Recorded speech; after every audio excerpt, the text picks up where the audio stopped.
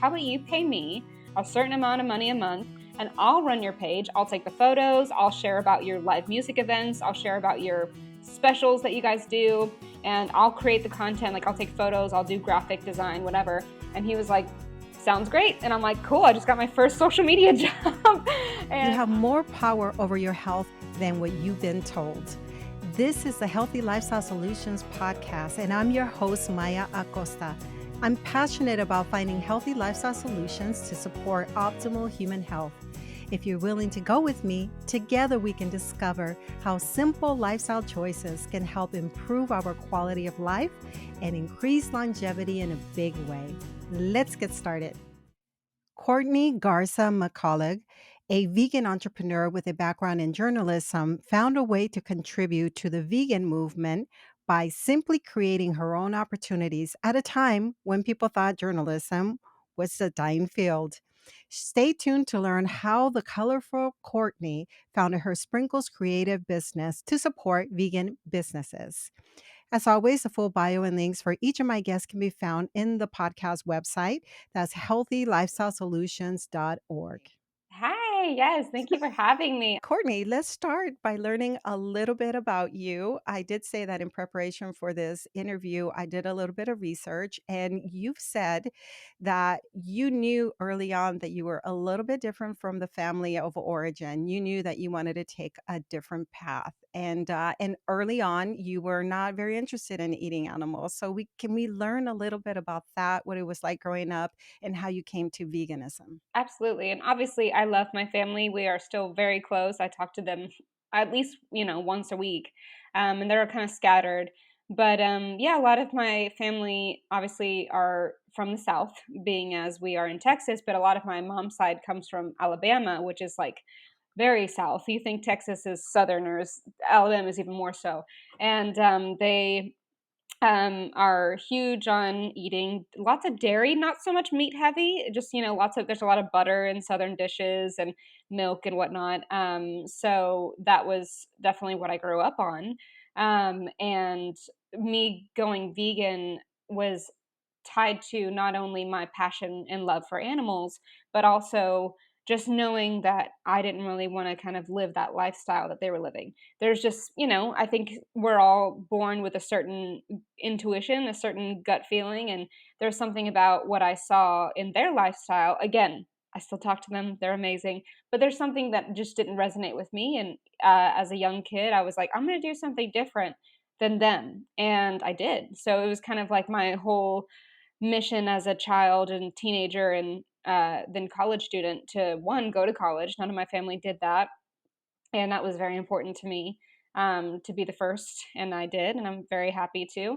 But congratulations. It's such a big deal to be able to do this for yourself when you haven't had that guidance early on, and then you go and you do it for yourself. Yeah. And it's funny you say that too, because ever since then, every job that I've ever had has been not me filling a role, but me creating a role. And I think that like harkens back to me kind of writing my own rule book from childhood, because I didn't really have any other example to lead by. And so it's kind of funny now I'm seeing the pattern happen without my career. It's like nobody has done this before, and I kind of love that. I kind of prefer that. I want the road less traveled, if you will. I think that's more exciting. It's more creative, and so I think that's always going to be what I do. And I think it's cool to live on your toes, kind of like be like, what's next? It's never a boring day in my life. It's very scary right now, Courtney, that a lot of people, in the last 2 years, and we can talk about that a little bit later, but in the last 2 years have had to reinvent themselves. But what you've done is you have, like you said, created opportunities for yourself because you are, in a sense, very creative, but you've also seen a need. Please tell us more. Yeah, and it's really fun because I grew up with my dad being an entrepreneur. And I remember being a child and trying to figure out how to spell that word, let alone say it. And I remember being like entrepreneur, and and I always had him as an example of just kind of using your unique skill set and creating your own job out of it, or finding a way to fit into already existing jobs. And so I was always inspired to do that. I was like, I want to go on my own. I want to, I don't want a 9 to 5. I don't want a sit down desk job. I have way too much energy for that. I can't sit down for long. So I told myself, okay, I'm gonna be an entrepreneur, some kind of entrepreneur. Let's figure it out. And obviously, I've always had a passion for writing, which is why I went to school for journalism and I got my degree in um, strategic communications is the technical term, but it's basically advertising kind of marketing version of journalism. And I will say too, a huge thing to tie in the veganism aspect to it.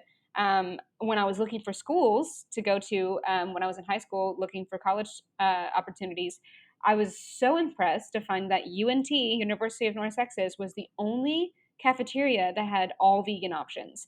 And I was just like, this is amazing. Because I was already a vegetarian. I wanted to go vegan, but of course, my parents didn't want me to go vegan. They were the ones buying the groceries. So I kind of had to do what they said. But I told myself once I got to college, I was going to go vegan. And then I saw that they have an all vegan cafeteria. I'm like, oh, I can do it. I can go vegan and my school will help me. And of course, I got a meal plan. So breakfast, lunch, and dinner. I didn't have to worry about cooking because I was too busy studying and classes and stuff. And I just was able to go to this cafeteria, no cross contamination. Everything's vegan. I felt safe. I felt excited to go on this new journey to make the switch from vegetarian to vegan. And that was just such a huge leap. And I'm so thankful for UNT. I still praise them to this day as an alumni. I'm so thankful. So Denton, so that university and the food hall that they have, the vegan food hall, was what really helped you then push you to going fully vegan? I don't know where I would be without it. I really don't. That like it is. I thank them all the time. And get this, I'm so thankful to say this. I went recently with one of my clients, Brett from All Y'all's Foods. He lives up in Denton area, and he's like, "Let's eat at UNT." And I was like, "100% yes, let's do it." And so I shared on my social media pages that I was there for the day dining at UNT's Mean Greens. And guess what? This was the coolest. Like I felt like I was doing a service to my school, my as an alumni or alumnus. They saw my post that I was talking about like how much I love going back to my roots as a college student and going back now as a adult and career woman. And they reached out to me and they asked, "Can we share your story? Can you send us all these photos and like videos?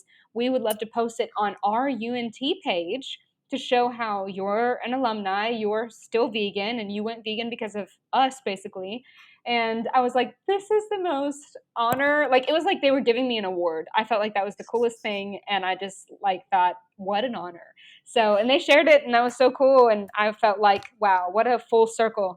I'm getting chills just hearing that story. Very inspired. So, our listeners by this time will have heard Brett's story because I'm releasing this episode right after Brett. And so, we had the opportunity to sample all y'all's foods, the snacks, and so you are the person behind a lot of the marketing associated with Brett's work. Back in 2017, it's so cool to look back. Yeah.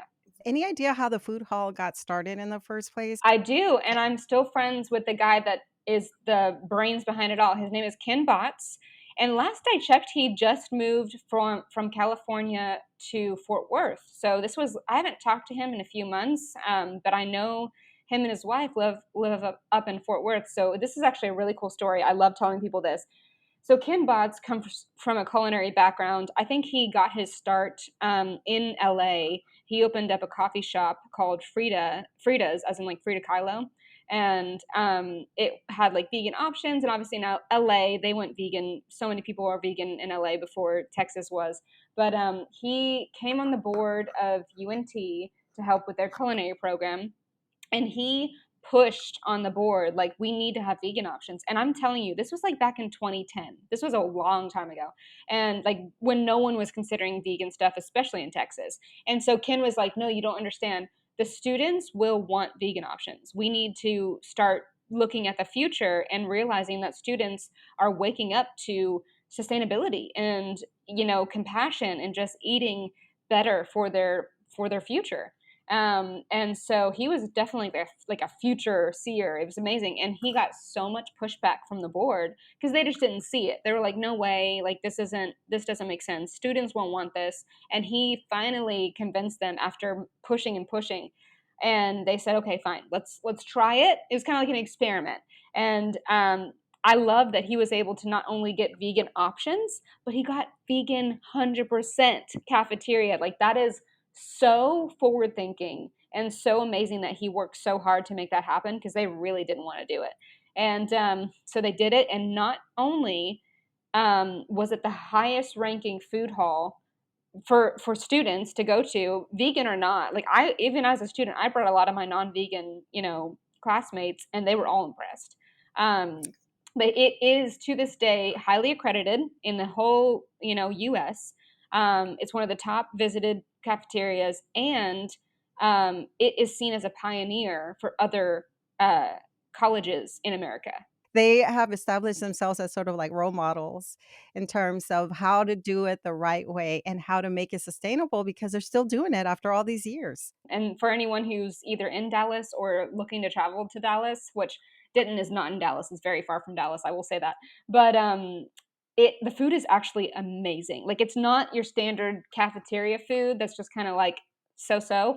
It is actually phenomenal, and the coolest part is they have different food every single day, and they have specials for like holidays and cultural days. So when you go, you are getting a true culinary experience. It is not plain Jane or, whatever. Like, you are craving it once you leave, and you're like stuffed, because not only do they have like hot food, they have a full ice cream bar. They have soft serve vegan ice cream. They have a whole salad bar, but like fancy salad stuff, not like, oh, it's vegan salad. No, they have a panini press bar where you can get customized paninis, which they'll call your name when it's ready. They have a full dessert bar, pizza, macaroni, pasta. Like, I'm not kidding when I say, like, there's a part of me that's like, I wish I were still a student. I could go every day. I used to go I every day. I know. was spoiled. I wish you were closer to me because I would visit at least once a week. So let's continue with your story. So here you are, because what you've done is like you married your love for veganism and your love for journalism, marketing, branding, and all of that. And you created your company. So tell us more of how that came about. That is a cool story, because going back to my college days, and I love my dad, but he did kind of test me a little bit. It was one of those situations where it's like, okay, I want you to doubt me so I can work harder. My degree is in strategic communications, which is journalism, but I have a minor in marketing. So, it all ties in together. But he was like, don't get a degree in journalism because it's a dying culture, it's a dying industry. And I was like, no, like, I felt it in my bones. I'm like, I have to do this. I love writing. I know that there's a future in it. And even though it may not be like print newspapers, there's still gonna be something. And guess what happened? The boom of social media happened. I graduated in 2014. So, like, people were kind of on Instagram. It was like mostly about food pics and stuff like that. But Twitter is a great place for news. Facebook obviously was on the rise of sharing more news stories. Like, 2014 was like one of those weird times where it's like everything was still growing and kind of in its like toddler phase. I don't want to say infancy. It was definitely a thing. It was established, but it was definitely in a toddler phase. Like, what is going to happen from this? And then, Snapchat kind of blew up a little bit, and this was before TikTok. Like, it was so crazy. So I was just like, you know what? Something's going to happen with this. And I got really lucky that social media totally blew up.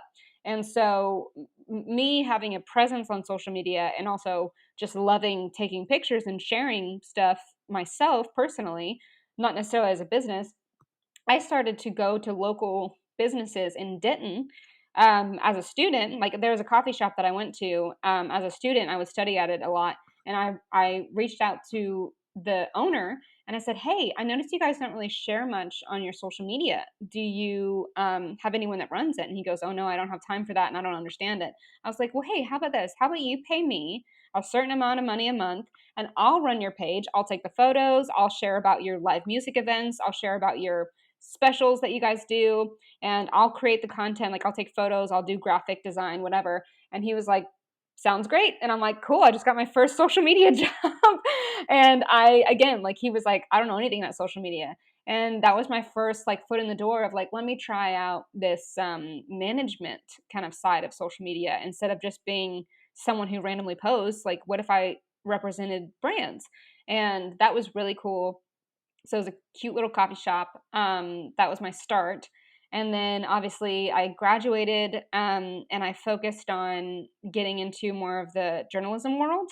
So I kind of was still doing social media, but not really as a profession, just kind of as for fun and learning more about it. And then I got my job at D Magazine. So that was a dream come true. I grew up reading D Magazine. For those that don't know, it's like a Dallas cultural lifestyle magazine where they talk about, events and um, fashion and, nightlife, whatever. There's a bunch of things. It's been around since like the 70s. But it's obviously was a great opportunity. I did an internship there, and then they hired me out of the internship to be a full staff, and that was really amazing. That catapulted, I have to just say, even though it wasn't really vegan specific business that I was doing, that catapulted my career. And I'm so thankful for it because my whole job was basically networking. So I met so many people because I was, thank God, I mean, no offense to people that are living in the pandemic now, like obviously we all are, but I'm so glad that was before the pandemic because I was out breakfast, lunch, happy hour, dinner events, you name it. I was out shaking hands, greeting people, meeting people every single day, multiple times a day. And it was very much a face to face business that I was in. And I still, to this day, that was, 7 years ago, 6 years ago, to this day, I still have contacts that come out of the woodwork like, hey, we met because of D Magazine. Can I hire you for my new social media thing? Like, I still get contacts looking to hire me from that job that I did 7 years ago. You just never know. And so there's no doubt in the world that that was a huge step in the direction that I wanted to go in, even though I was working for someone else technically.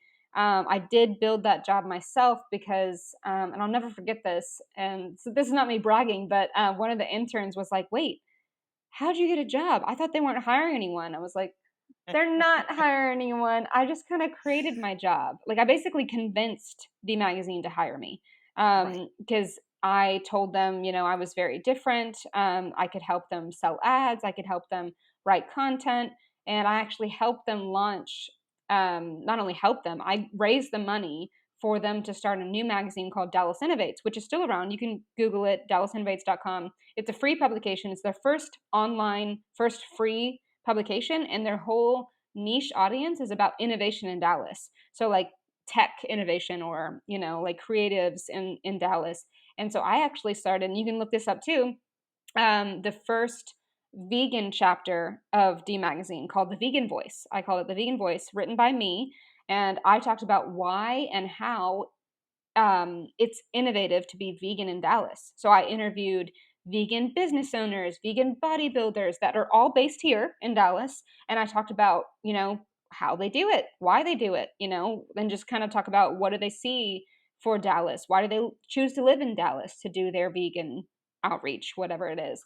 And that was really special to do that. I basically pitched that idea afterwards. After I got hired, I was like, hey, my passion is to be vegan and being a vegan person in Dallas, and I would love to start this chapter. And so they said yes, even though it was not part of my job. I was just like, I'll do it extra because I want to. And they were like, great. And so I worked there for 2 years, and that was such a cool job. Still look back on how cool that was. And then got a job at Legacy Food Hall, which the connection there is my dad is one of the original investors. He was basically, I don't know how to explain his job, but he was basically like a kind of founder, like head of management, if you will. And so he hired me to be the marketing slash events planner. And so I did that for about a year and a half, 2 years. And that was, again, a really huge opportunity because no one on the team wanted to do the interviews for news features, and so they're like, Courtney, you do it. I'm like, okay. I am not shy at all. And so I was on NBC, CBS, I mean, you name it. I was on all the news spots, being interviewed live on camera, being interviewed for our huge events or a grand opening, and it was amazing. I got so many networking opportunities out of that. And again, it wasn't in line with exactly what I wanted to do because I wanted to do something that was fully vegan. And but I'm still thankful for it. And it's funny because I just spoke to two classes at TCU a couple weeks ago, and I told the students, you might not get the job that checks all your boxes at first, but you have to appreciate what it does for you to get you to that point. Because I look back on my Legacy Hall days and my D Magazine days, and I'm like, yeah, it wasn't 100% check, check, check, but if I didn't do it, I wouldn't be where I was today. I Yeah. wouldn't have this contact and this experience. So I'm like, I'm so glad I did that. That was like in the stars. It was meant to be. And so I look back on those two jobs and like, man, it was a lot of work. It was a lot of hours and exhaustion. I still wonder how I did it, honestly. Pure drive, I think. But yeah, I'm so thankful for it because now, in 2018 is when I made the really hard decision to go on my own, to start my own LLC, start my own business. I was like, man, I've always wanted to work for myself.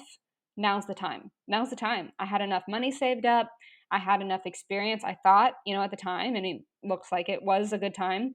And so started Sprinkles Creative. And I'm so thankful because I already had Brett as a client because he actually hired me before I left Legacy Hall. So I already had him I was working with. I already had a couple restaurants that I was working with kind of on the side, if that makes sense. Like I had a full-time job, but I also on nights and weekends, I would do social media management because I'm insane.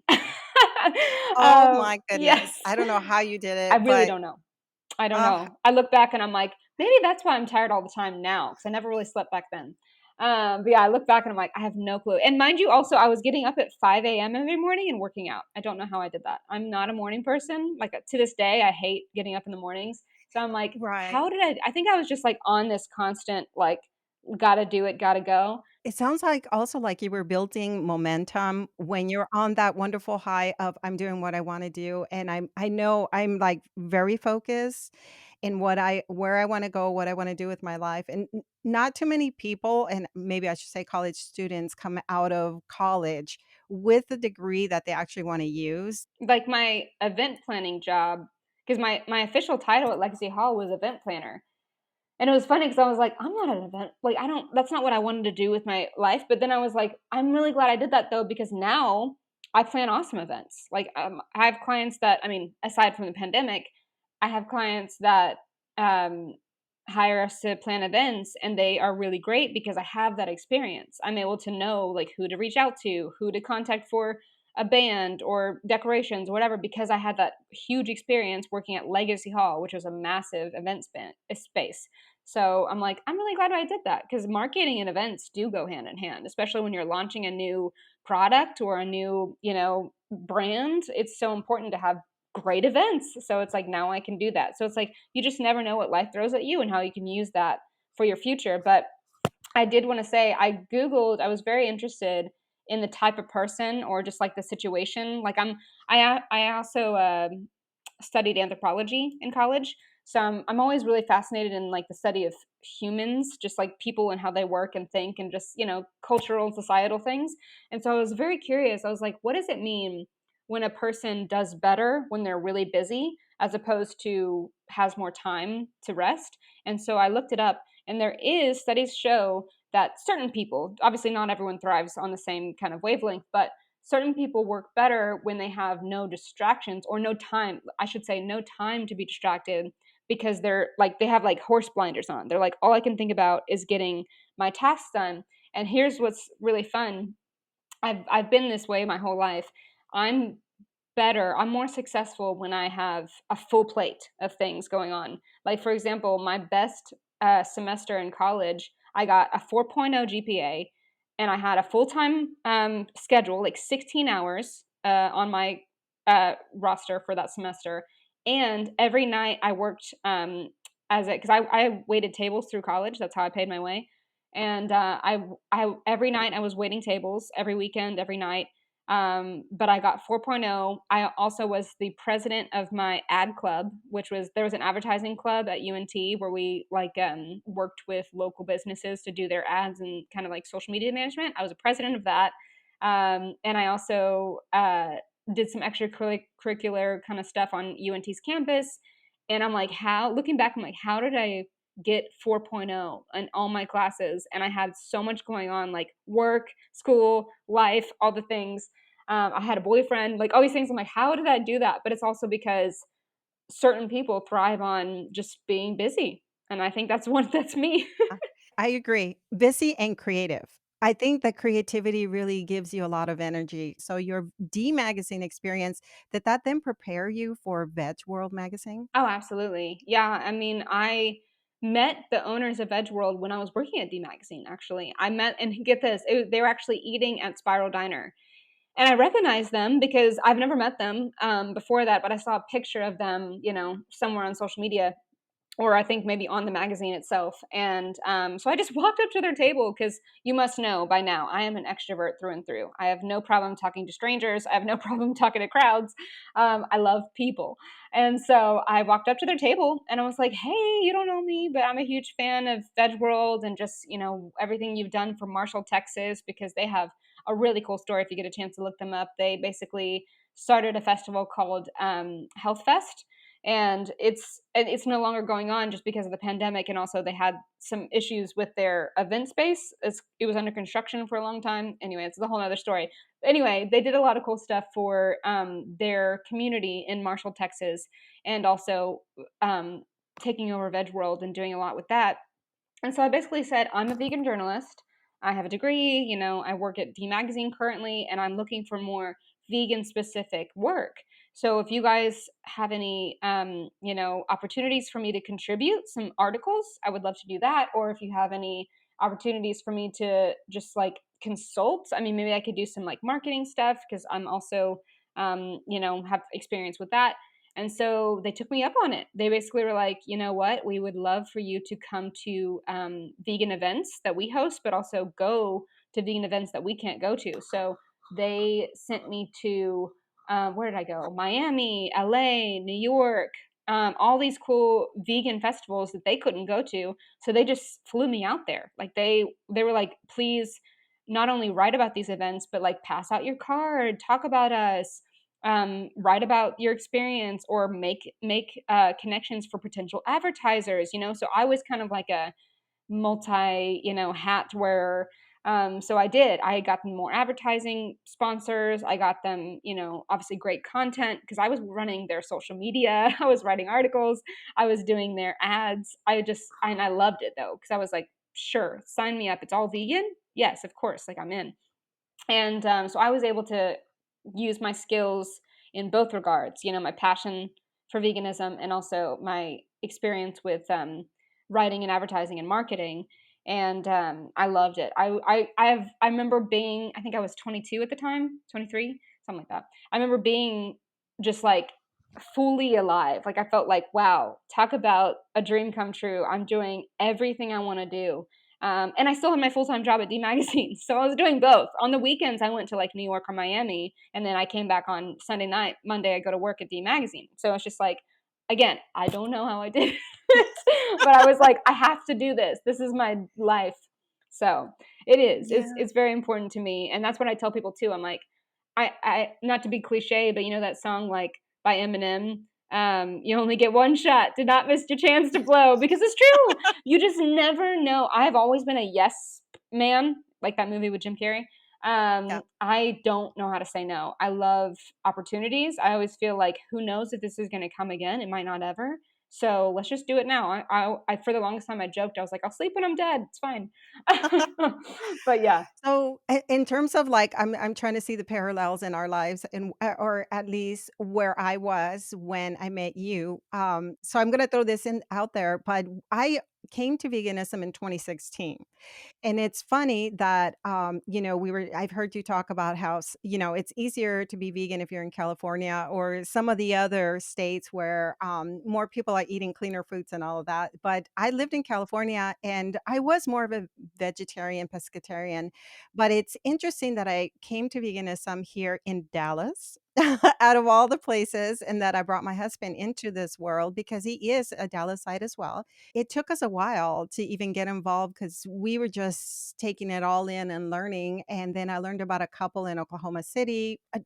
I don't know if you know them, OKC, plant-based OKC. I don't. They retired from what they're doing, but they were the ones that started doing the giving. He's a surgeon, so he would give a lecture and she would teach food demos. And I remember meeting Randy Titoni from Eating You Alive, the documentary, So cool. through business, through the work that my husband was doing with his patients needing prosthetics. That's Courtney, this is how the world works, It's right? amazing. When veganism is calling you, it places many hints along the way. And he was the one that said, "Oh, you're vegan? I'm a vegan too." We were having a business dinner with the staff, and he said, "You got to go to Oklahoma City and meet this couple. You got to see what they've been doing for 5 years. Every month they give a lecture." And that's sort of how we got started with lectures in Dallas, was through them, kind of as role models. It was then that I realized, "Oh my god, there are other vegans in Dallas that I didn't know about." That's how kind of how I met you, how I started meeting, Nature's Plate. Yeah. So, and I say all of that to say that I'd love for you to share with us what life has been like for you since you came on board and what you've been seeing. What has it been like for you? It's definitely funny, to see the how new vegans approach veganism, because I remember when I was making the transition, especially after I left college, I never I know this is hilarious. Everyone's like, "Seriously?" I never cooked. Like, I never so I will say too, my dad, raised me in the restaurant industry, so we were always eating out, like, my whole life. Like, I've always just gone to a restaurant, ate out. Like, we don't my mom and my grandma kinda did some cooking, but honestly, we love just eating out at restaurants, very little at home cooking, and that's why I joke, and people message me to this day on my social media, and they're like, you ever eat at home? I'm like, no, not really. I've never my whole life. But not to say I don't like cooking. I just, I like restaurants.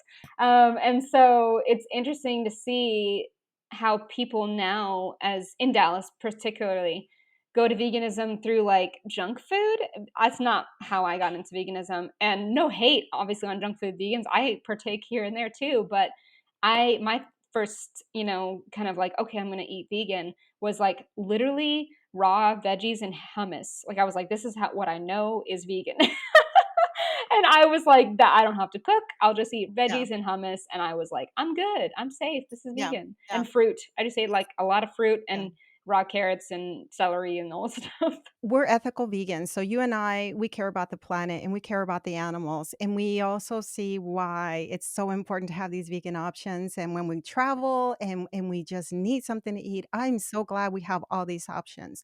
And I'm so glad that people who are not vegan are having access to vegan burgers and other things that are helping our animals not suffer. And I know that you support these organizations as well because we know this. And at the same time, I live every day with a physician who is constantly treating very advanced diseases. And it's that, how you have that drive in you, that's something that keeps you going. I live with that every day of patients suffering. So a lot of times with my listeners, I always want to, encourage to eat healthier plant-based foods. But we know as vegans, I don't feel like I have to defend it, but as vegans, we know that these other options serve a purpose. Anyway, so I just kind of wanted to add that because I'm glad that you're saying that how people come today to veganism, it may be more processed foods. We jokingly sometimes say that it's the standard American diet veganized. It's so strange because to this day, we're in 2022 and I went vegan like full force. I started posting about my veganism more so in like 2015 is when I went like hardcore, like shouting it from the rooftops, even though I went vegan really in 2012.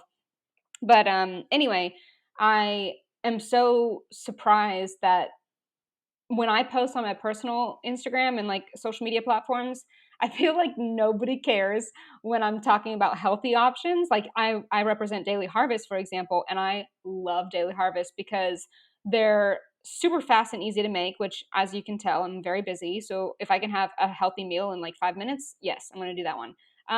But there's no process. It's all organic. It's all vegan. No added anything, like low sugar, low oil, all the things. Amazing. I feel great after I eat it. But when I post about it, no one seems to care. Like, I mean, I don't want to say no one. I just think it's interesting that I get more attraction towards my, like, look at me eating a vegan milkshake and a vegan pizza. I more agree. people are excited about that content than they are my healthy content. And I'm like, guys, but it's still delicious. It's still vegan. And they're like, yeah, Yeah, yeah, healthy, healthy. We don't care. And I'm like, right. why is this a trend? Like it's constantly every week I post about, my healthy options and my fun foodie travels, but everyone seems to care more about the fun foodie travels than like what I eat at home. I agree. Definitely because it's more appetizing. It's more. I mean, that's how the huge companies work, right? That's what they do. Is as we know, we eat with our eyes. So when we see the photographs of certain foods at the airports, in the magazines, everywhere we go, we're bombarded. So we're going to be drawn to that.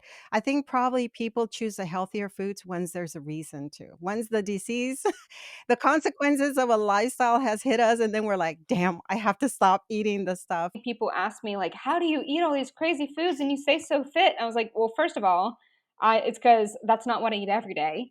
And second of all, I exercise often. I love exercise, not to be thin, but just for endorphins and all the things. But also I eat very clean at home. Like I don't eat with oil. I eat whole foods, plant based at home. Very fruits and veggie heavy. And when I eat out, that's when I go crazy. That's when I have fun. But that's not every day. And so I think it's so interesting to tell people like if you really want to have a nice balance, then you have to stock your fridge with healthy options so that when you are at home, you have great things to reach for. But I just think it's really interesting that people love to ask all these questions, but not actually putting into practice. And I'm not calling anyone out, but I just think it's so interesting. But to answer your question, I do want to say that when I went vegan, and was really in the scene back in like 2015, my options at restaurants were usually salads. Let's be honest. It was like salads, maybe some hummus and pita with some veggies. And I was fine with that. Honestly, I was like, this is great because I had a very busy schedule and I needed food that made me thrive instead of made me feel sluggish. But now more vegan options slash vegan restaurants, it's all fried. I hate fried food. I'll be 100% honest with you. I don't like fried food. I don't like fried anything. And I don't like burgers either. I don't like stuff like that. And people are like, "Really? You're a foodie. You don't like that stuff?" And I'm like, "No, here's what's actually funny. When I was a kid, my mom and my grandma would try to get me like fried chicken, for example. I kid you not, I would peel off the fried part and just eat the chicken. I know as a vegan it sounds gross, but like I've never liked fried foods. And that's just me. That's just my, palate. And so when I see all these like new vegans come on the scene and they're like, look at this fried oyster mushroom, this fried vegan chicken. I'm like, gross. I mean, no offense. I'm just like, I don't want to eat that. Yeah. So my first year of being vegan, I was eating a bunch of processed foods. Everything came from a box or a bag or something like that because I thought, whoa, this is easy. I'm not hurting animals. And then a year into it, I said to my husband, I don't think I'm being very healthy. I think I'm doing this the wrong way. And then that's when I started learning about like Plant Pure Nation, Plant Pure communities, and got involved with that because they offered a lot of tools on how to eat. And then I started losing the weight. But I'm like, I can't do a lot of fried foods because I break out. Like that's some people gain weight, some people their cholesterol goes up. I break out. I can't have like a lot of fried foods, but it is interesting. I gained weight the first year, and that's why when I do give health tips on the podcast, it's I just want to remind people that processed food is still processed food, no matter what it's made out of, and then that's the whole goal is that these foods still have additives.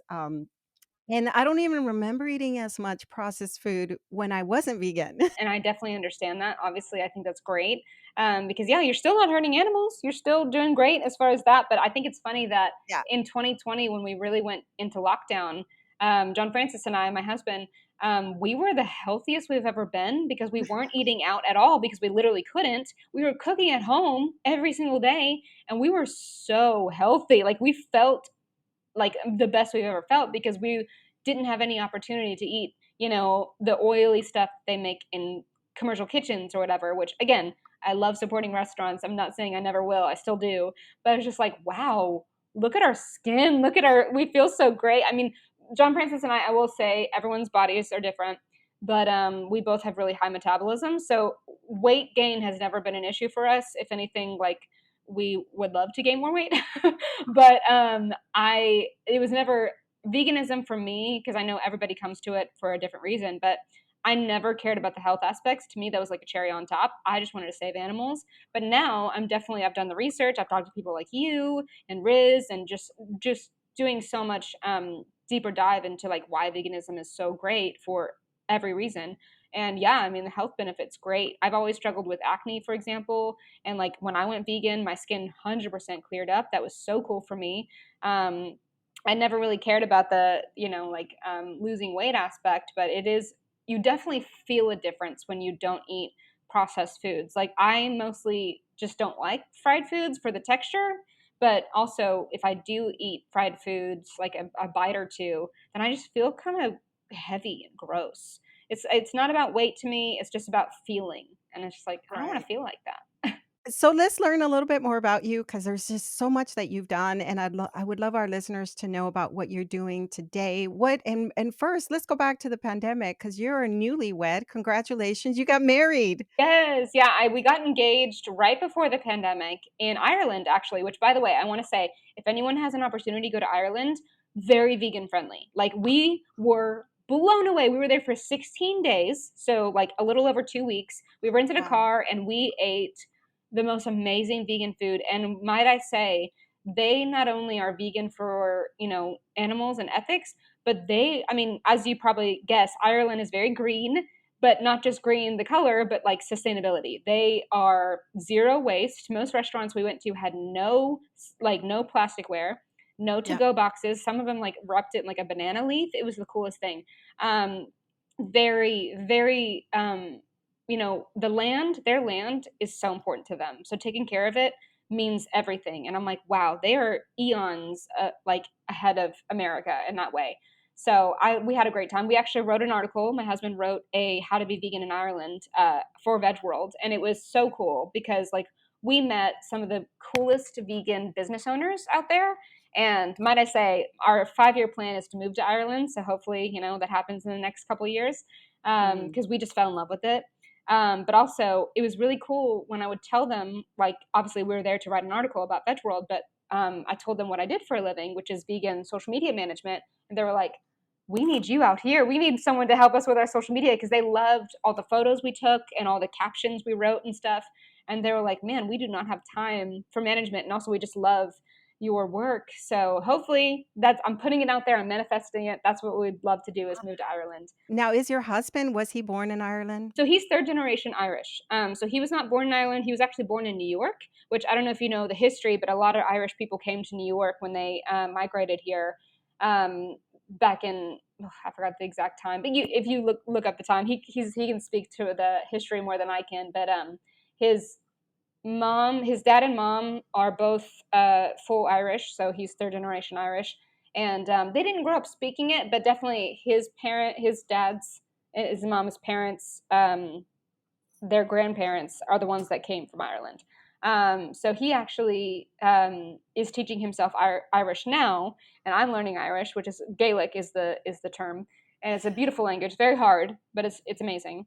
And so, yeah, very vegan friendly. So we got engaged on Halloween in 2019. So I'm really glad we took that trip before the pandemic. Obviously, none of us knew it was coming then, but like, I'm glad we did that. And then we were planning on getting married in 2020, but obviously that didn't happen because we wanted to have a big wedding. We didn't feel it was safe to do so. So we waited a year. But we got married 2021 on Halloween, which is a very important day for us because that's when we got engaged. Plus, I like to tell people this: Halloween is not an American commercialized holiday. A lot of people think like, oh, the candy company started it. No, it's an Irish holiday. Like, Halloween started in Ireland. It's an ancient Celtic holiday, and it is basically not only for like the kind of ghost spooky stuff, but it also represents the changing of the seasons, going from Samhain to more of the winter time, if you will. So it's obviously like a fall celebration, but it also does have a thinning of the veil from the living to the dead. So it's not meant to be creepy. It's supposed to be spiritual and beautiful. And so we love that we got to celebrate on that day. Yeah. And our wedding was Now, 100% vegan, by the way. beautiful. And who catered it? Because I did see a little bit on social media. TLC.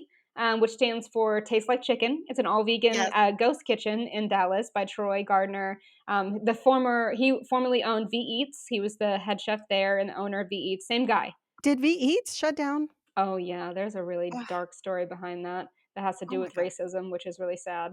I didn't wanna be super dark, but that's the truth. Yeah, so V Eats closed not because they wanted to, but because they were kicked out, but they weren't the only ones kicked out, from Trinity Groves. All of the people of color, at Trinity Groves were kicked out. The owner wanted to, basically cannibalize all the concepts and turn it into his own concepts. He's the same owner as Maggiano's, and I don't care talking about this. He's actually Yeah, yeah. he's not a good person. So, and I hate I don't like negativity because I'm a very positive person. But my dad has worked with him. I've worked with him. My clients have worked with him. He's not a good person. So I like to, as a journalist, I feel like it's my job to tell the stories of like good people and bad people and how to stay away from them. Yeah. He's an older dude. I think he's almost 90 years old. Maybe he's 80. I don't know, 70 or 80, something like that. I don't know. Anyway, he's been in the restaurant industry for a while, and he just really mistreated Troy and mistreated a lot of other people of color restaurant businesses within that Trinity Groves area. And if you go Google it now. They're all gone. They're all kicked out. There was a Chinese restaurant Oh, owned by a Chinese I woman. remember. There was a Yeah, Lebanese wow. restaurant owned by a Lebanese man. He's gone. All of the restaurants that are there now, no offense, but they're all white people. Oh There's my god. no people of color. It's very sad. Oh, I don't understand why he would do yeah. that. This is not pandemic related. It was right before the pandemic hit. It was about January, February of 2020, and then obviously the pandemic hit, and they all closed down because of that. But like, very sad. So Troy's doing great though. He basically has the exact same menu as V Eats, but legally he had to change the name of all the menu dishes because they owned V Eats name. That's why a lot of people, here's the worst part. Marketing wise, they never said that Troy left. They were trying to act like he was still there. Oh my So god. they basically took his name, V Eats, and took all the recipes and tried to make it, and also, he had a bunch of equipment still in there that they wouldn't let him get, even though he bought it. But they said legally it's their space. So he had to start this new like ghost kitchen. And I mean, the ghost kitchen's thriving. They're doing great. It worked out because ghost kitchens were really popular, especially for the pandemic stages, because it was just like pick up and to go.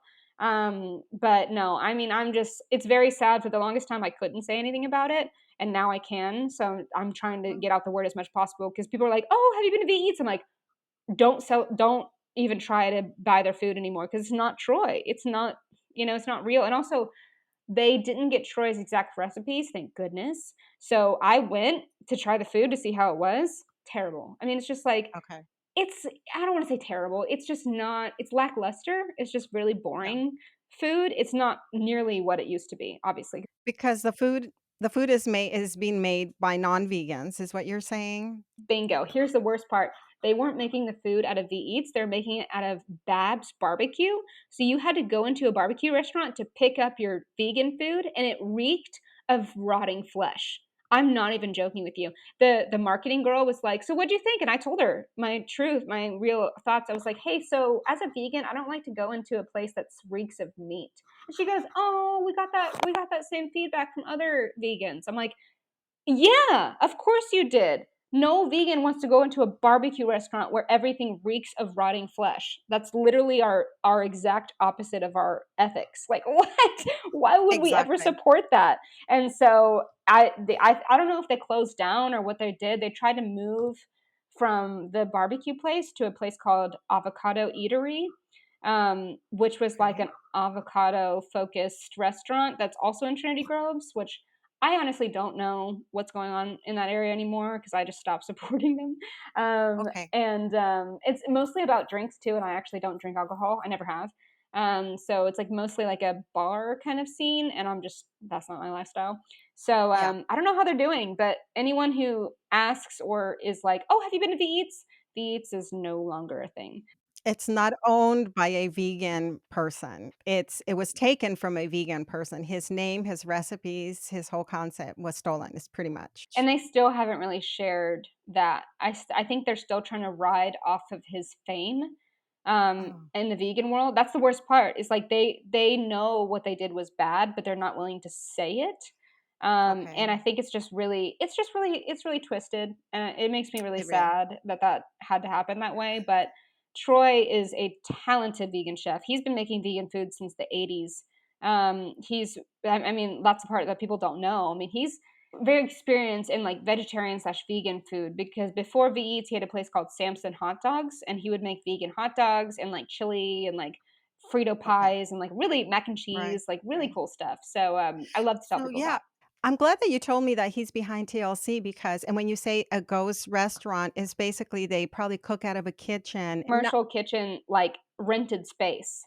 And they Yes. have that every single day, but you just can't come and sit down. Yeah, I feel like I'm a little disconnected when it comes to the restaurant scene.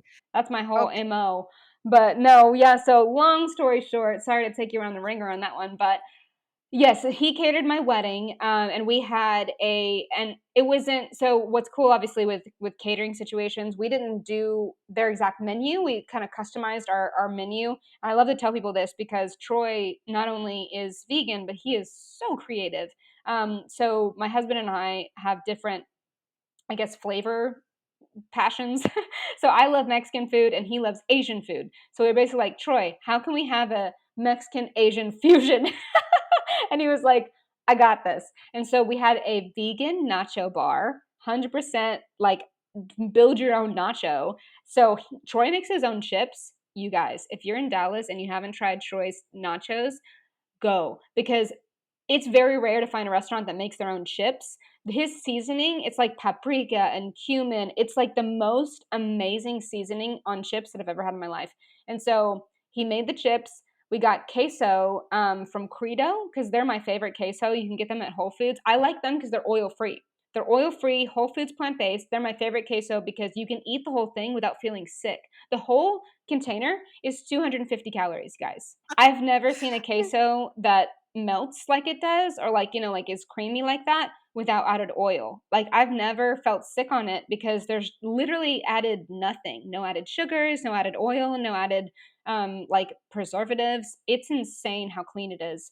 And so we got their queso for the nachos, and we had like pickled jalapenos and pico de gallo and salsa and all these things. And then for our Asian fusion we had uh crispy rice wonton taco shells with oyster mushroom, and these are fried, but they're fried with chickpea flour, so they're gluten free.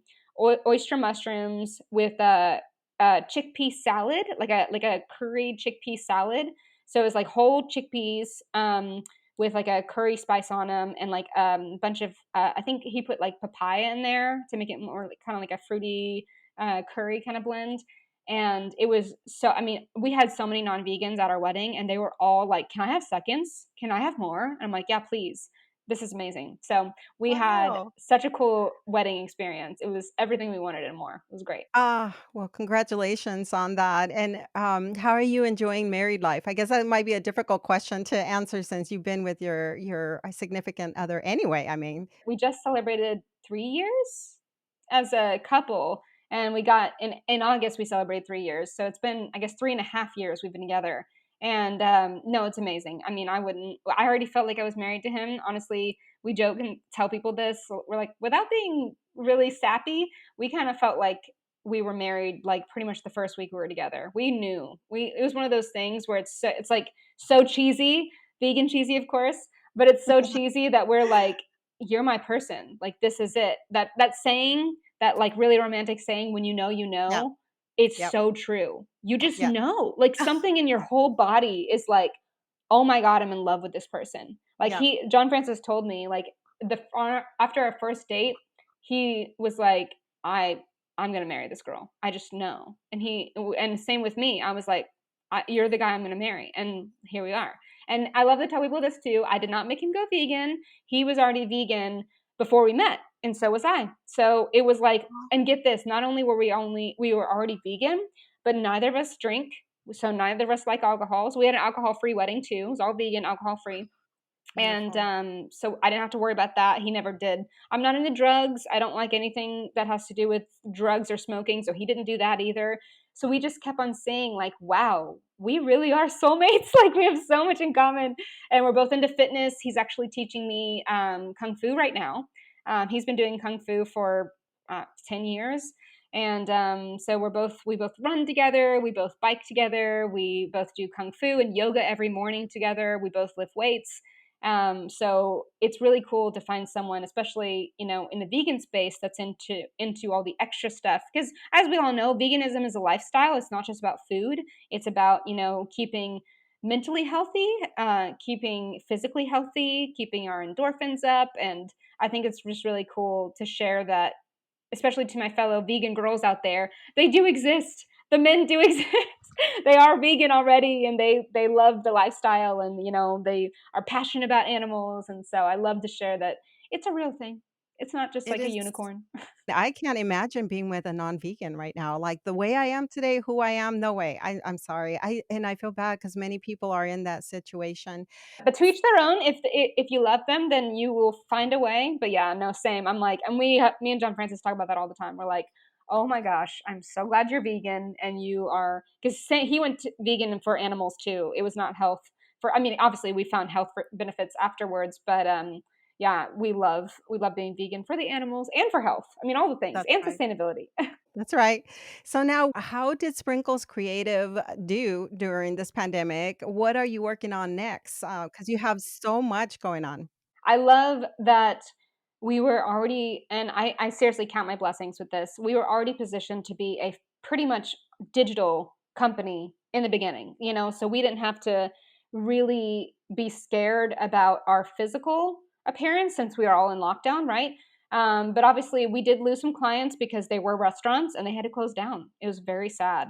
Because we have clients in Austin, in Dallas, obviously, with we've worked with companies in San Antonio, Houston, and outside of Texas as well. And some of them obviously went through a hard time because they were very physical companies, and so they had to either do some budget cuts or what have you. And the sad part for the pandemic for our company was that we had a lot of events planned, and obviously we had to cancel all of them.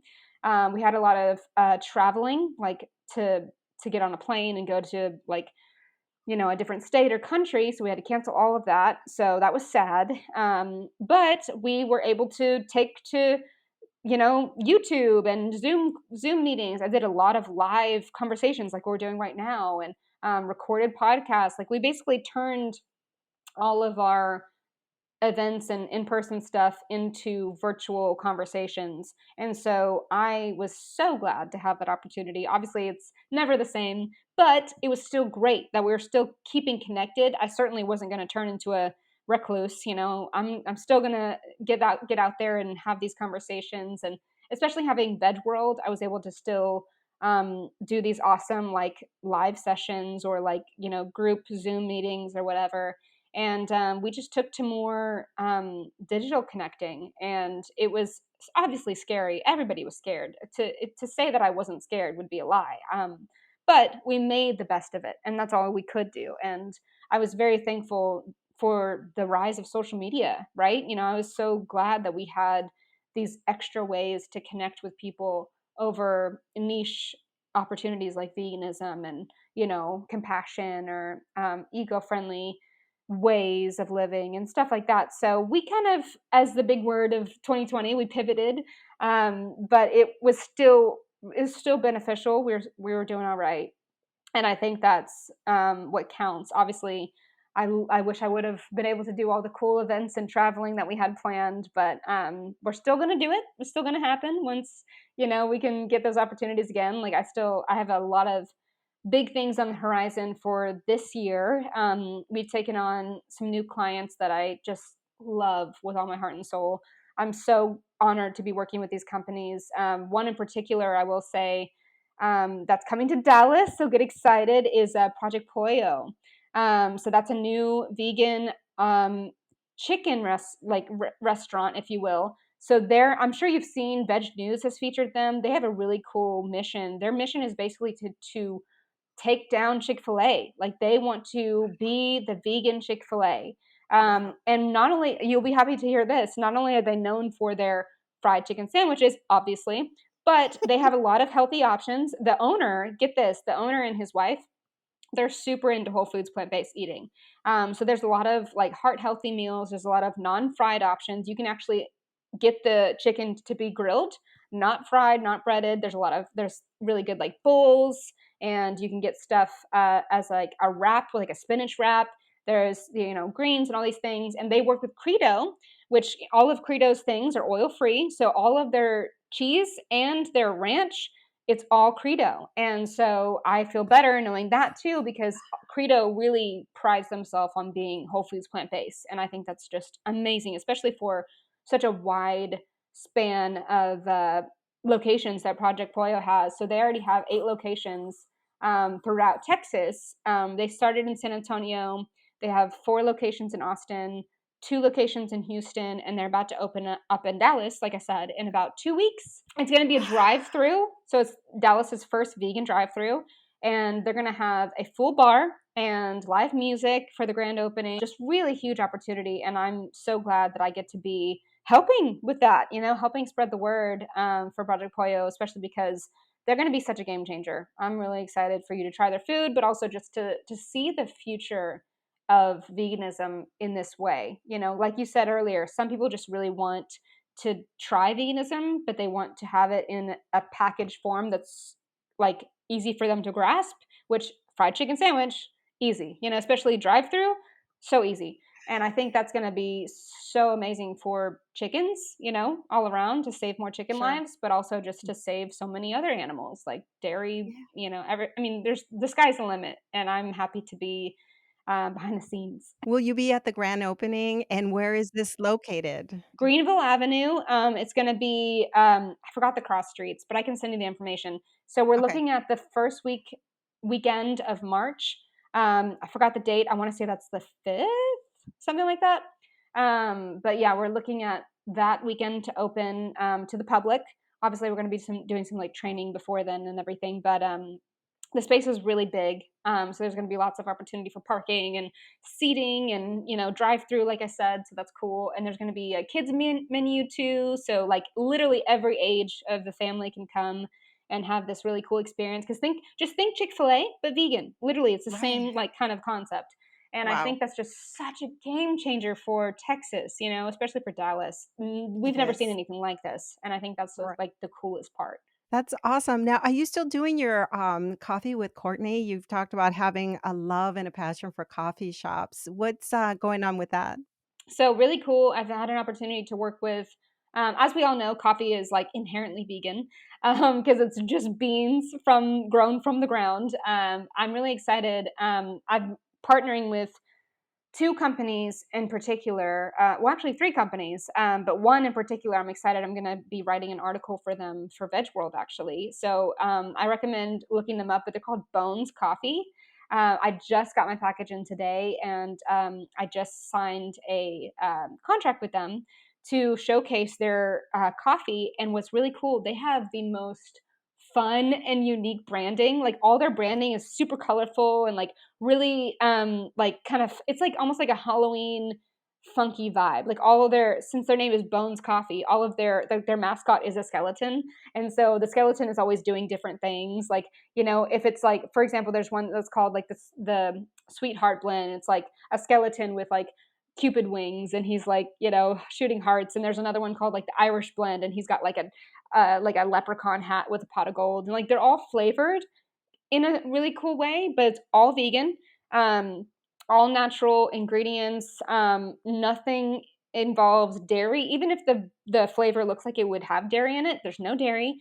It's all like 100% vetted. I have been on the phone with them, messaging them so many times to confirm, like, is it all vegan? They even have a flavor called maple bacon coffee, and it's vegan. Like what I don't even know what it tastes like. I haven't tried it yet, but it looks like awesome. And I confirmed it's all vegan. I've heard you say, again, that's why I brought up the coffee shop thing. That was one of my favorite things to do in San Diego was to go to the coffee shops because the coffee shops there, and you've traveled a lot, so you've had your exposure to coffee shops, but the coffee shops in San Diego are very much about a social world. It's not like the big chain, and I'm not going to name it, but like the big chain where you're just there and you're kind of playing on your computer or your devices. But you go there and you have your basic foods like a wrap, a deli sandwich, or something like that, coffee, all. But the experience is about coming together to play chess or board games, having conversation, very laid back. I love that, and I don't see that out here.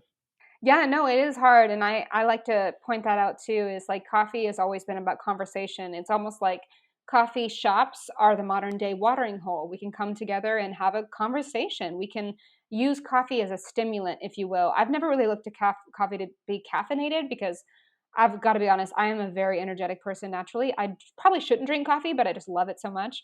But I like to use it as a device to connect with people, and I will say I'm really excited next weekend. So, yeah, a week and a half from now, I'll be in Kona, Hawaii. So I'm going to be staying at an all vegan hotel in Hawaii. Everything's vegan. So it's called Big Island. That's the island. But it's Kona. So we're flying into Kona. And I'm really excited because it's the only state in America that grows coffee. So I'm going to be having coffee like freshly like grown and roasted on the island at a vegan resort. It's called Heartcore Hotels. It's owned by a vegan married couple, and they have a cute vegan dog named Sushi, the Chihuahua. Me and John Francis are going to be there for 3 days. And what's really cool about this place, aside from them being all vegan, they only have 4 huts, like 4 rooms. So you get to rent a hut.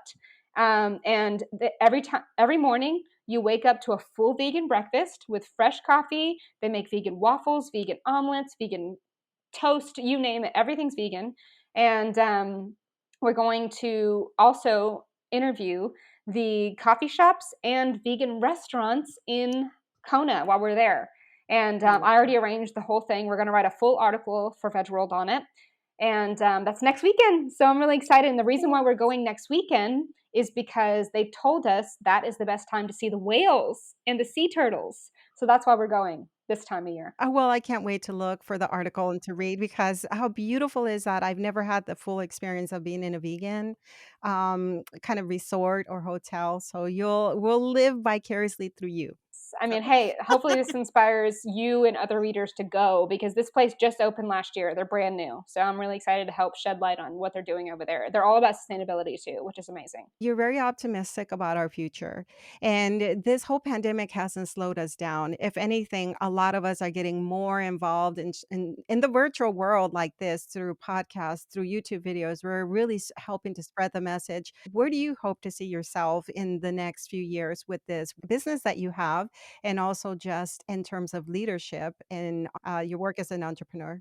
If anything, I think this time has been really great. This is me looking at silver linings. Obviously, this time has not been really great for other reasons.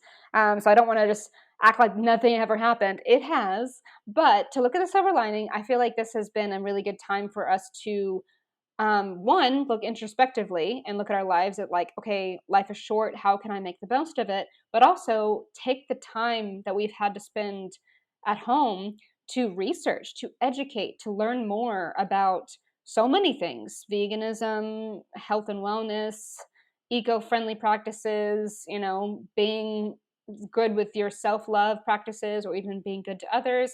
It's been really cool to have more time to read or just to expand our minds. And I think that's the silver lining here, is like, you know what, we probably never would have had this time if we weren't stuck at home. And it's almost a good thing. Like, obviously I was going stir crazy because I'm such an extrovert. I miss my people time. But at the same time, I was like, I'm really glad I get to listen to more podcasts. I'm really glad I get to watch more documentaries or read more books or news articles or whatever it is. And I've learned so much. I mean, I'm so thankful for that. And I've been able to put it into practice for my career, what I want to do with it. Obviously, I've had a lot of aha moments in the last, year and a half, and I'm thankful for that. But looking forward, I definitely want to be more international. I'm going to have a lot of opportunities to travel this year. Um, Particularly, like, the whole mission of my travels is always to shed light on the vegan opportunities in other countries or states or cities. And I've always wanted to do that. I want to take my skills for journalism and also marketing and just networking and make it to where I can educate people on, like, wow, it's really easy to be vegan while traveling, or it's really easy to be vegan in this country, or that, kind of business industry, what have you. And so my goal, my 5-year plan, not only obviously to move to Ireland, we really want to do that, but also I've always wanted to have my own TV show, almost like a traveling TV show, but everything be about vegan culture. So my dream is to not only talk about vegan food, but also how many cultures around the world are inherently vegan with a certain practice that they do, whether that be being really kind to their soil or their earth or their animals that are in their town or city. I think that's something that's not as talked about, and I would love to be kind of the journalist that uncovers that, if you will. So that's my goal. And I'm really hoping to use that. Obviously, still be doing sprinkle stuff, still grow sprinkles, and if anything, just grow my team more so I can do these traveling and make these connections while the home base is taken care of. And that's kind of like the 5-year plan, if you will. And you have the perfect personality and the curiosity. Oh, I hope that you make that happen. That'll be wonderful. And so, is there anything else that maybe I forgot to ask? Anything else that you'd like to share with our listeners? Keep reading Veg World. It's still free. It's still available for anyone that wants to read it. It's just vegworldmagazine.com. Super easy. I just put out a new article, two new articles I wrote for Veg World for the latest issue that just came out a few weeks ago. One, I went to an all vegan resort in Mexico called Palmaya House of Aya.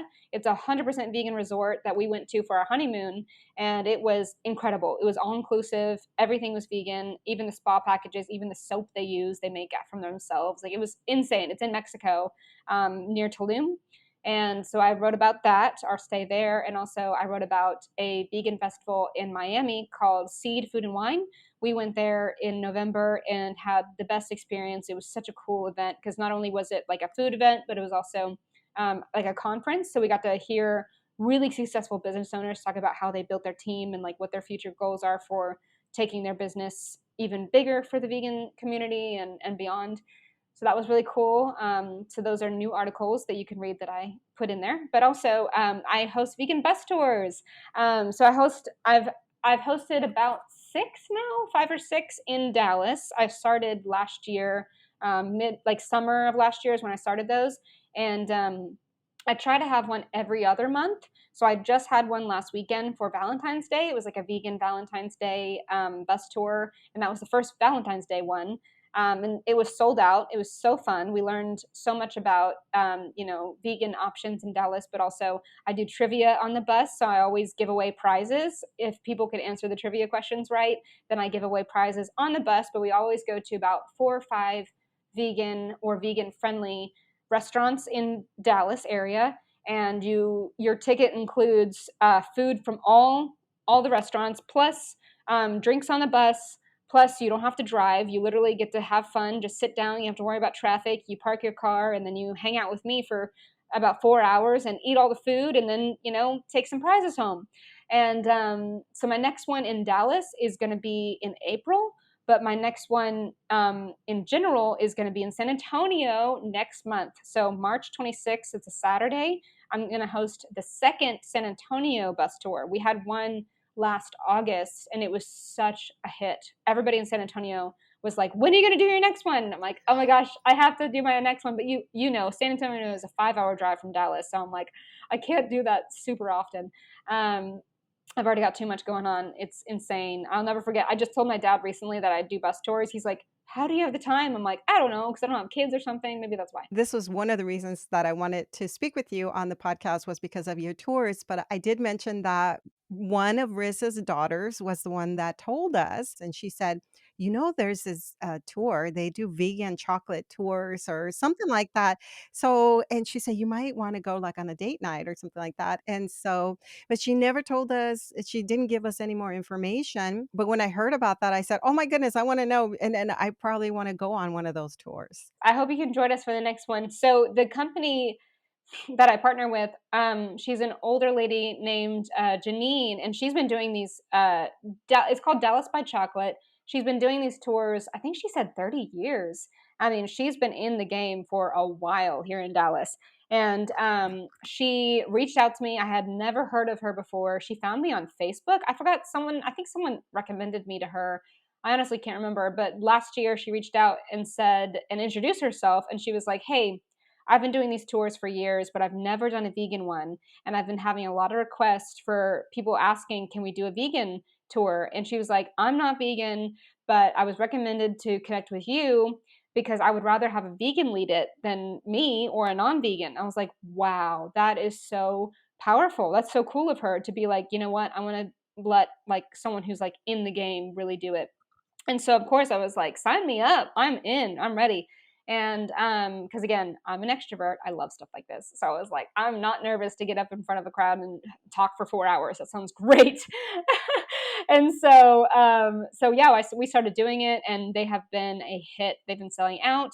All the restaurants we go to are so thankful. They're like, wow, we cannot tell you how much we appreciate this, because they get a proceed from every ticket. Like, they benefit. Not only do they get monetarily, value out of it, but they also get exposure. People that have never heard of them, never been to their restaurant, they come back after our tours. They're like, "You have put me onto this restaurant. Now we go all the time because of your tour showed us how great it is." And we go to places that are fully vegan and not fully vegan, but have great vegan options, because I like to do that specifically, because that shows you, hey, if you're out with coworkers or family, you can eat vegan at this restaurant and they can eat whatever they want to. Win win across the board. And obviously, my heart is always with small businesses. I want them to thrive no matter what, especially small business restaurants. And so, this is an opportunity to really check all the boxes that I love, vegan, small business, unique events, unique community building, exposure. And, Janine is so wonderful to work with, to put this on and to also give me this platform. And I'm just so thankful. It's really cool opportunity. So I'm glad that, and in a way we are being more sustainable too, because people aren't using as much gas emissions to go drive to 5 restaurants in a day. Like, we're all on a bus, 40 people usually, and we're able to go to all these restaurants and give them a lot of love. And then, of course, people get to know each other. Now, are the majority of the people that come on these tours, are they vegan or vegan curious or Always a split. Honestly, there's always an even split. There's always vegans, of course, and then there's people that I've never heard of. They find me from Eventbrite or from Google search, or like someone said that they typed in what to do in Dallas this weekend and they just found my link. And so to some of them I've never, connected with. They've never heard of me. They just are like, "Hey, this looks fun. I'm not vegan. Let's try it." And I met, like, this past weekend at our Valentine's one, I met a couple older couples and older folks saying, like, "I'm not vegan, but this is so amazing." Like, I had no idea how delicious and like cultural vegan food can be. Like, we went to a Vietnamese restaurant and we had their vegan, like tofu and noodles and dumplings. And it was obviously all vegan, but it's because Vietnamese food is very easy to make vegan. And so, like, so many couples and just people, it wasn't like predominantly couples, but people were saying like, "Hey, I'm not vegan, but like I really appreciate you putting this on to show me that I could be vegan even when I eat out, not just at home." And it helps me feel a little bit better about what I put in my body. And I'm like, that is so cool. And obviously they all had a good time too, because everyone usually goes home with a prize or some kind of, little swag bag or something. And so that's really special for me to give them something to take home with them, more than just a full stomach. Sure, yes, because if the experience is good, they'll wanna do it again. So, how can people learn more about you, the work that you're doing, your tours? What's the best way for people to reach out to you? Instagram is my favorite. Obviously, I'm on everything else, but I just love Instagram. It's my preferred place, just because of the opportunities to post photos and videos and links and stories on there. So I always kind of post on Instagram before I post anywhere else. So if you want like really up to date stuff, look in there. And if you go in the link in my bio, you can see all of my upcoming events, like my bus tour for San Antonio. The tickets are already on sale there on Eventbrite. And so, any opportunities for like discount codes for any of the products that I use, I put it on Instagram too, and that's always cool. Same with the coffee stuff. But Veg World magazine is where you can read all the articles and kind of participate in that coverage. But I would say go to my Instagram, which is the Colorful Courtney. Obviously, I like color, and I like alliterations because I'm a nerd. So Colorful Courtney. But yeah, so go there. It's the Colorful Courtney with a the at the beginning, and you'll see everything that I kind of do across the board. And I post about Veg World stuff and sprinkle stuff on there and coffee stuff on there too. But I link it back to their specific niche pages. But that's kind of like my catch all, if you will. So I'd say go there first. This has been such a pleasure. Congratulations on everything that you're doing, on really what you've done in Dallas to really promote the vegan movement, the companies, the small businesses that are on board with veganism. And then, of course, now you're just on a larger scale, you're reaching out in other cities throughout the country, and then you're possibly going international with some of the promotions that you're doing when you travel as well. It's just incredible. Like I said, I don't know how you have the energy, but it's wonderful what you're doing. It's that vegan And diet. yeah, well, thank you so much, Courtney, for being with us today. Likewise. Thanks for having me. You've been listening to the Healthy Lifestyle Solutions podcast with your host, Maya Acosta. If you've enjoyed this podcast, do us a favor and share with one friend who can benefit from this episode. Feel free to leave us an honest review on Apple Podcasts. That helps us to spread our message. You can also head on over to podinbox.com/HLS to leave me a voicemail. Don't forget to subscribe. And as always, thank you for listening.